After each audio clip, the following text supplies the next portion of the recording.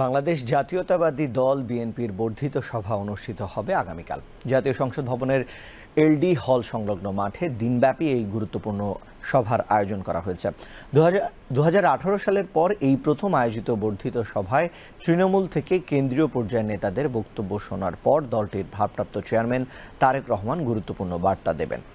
বিএনপির বর্ধিত সভায় সারা দেশের তৃণমূলের বিশেষ করে থানা, পুরসভা, জেলা, উপজেলা পর্যায়ের নেতাকর্মীরা উপস্থিত হবেন। 3.5 থেকে 4 হাজারের মতো নেতাকর্মী বর্ধিত সভায় উপস্থিত থাকবেন বলে জানা গেছে।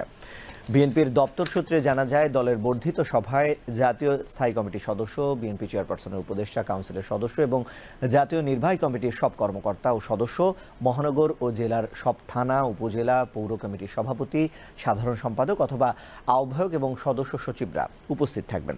এছাড়া 2018 সালে 30 ডিসেম্বর একাদশ জাতীয় সংসদ নির্বাচনে দলীয় মনোনয়নের জন্য যারা দলীয় চূড়ান্ত মনোনয়ন পেয়েছিলেন এবং মনোনয়নের জন্য প্রাথমিক চিঠি পেয়েছিলেন তারাও বর্ধিত সভায় উপস্থিত থাকবেন। সর্বশেষ 2018 সালের 4 ফেব্রুয়ারি বিএনপি বর্ধিত সভাটি হয়েছিল রাজধানীর লা মেরিডিয়ান হোটেলের মিলনায়তনে।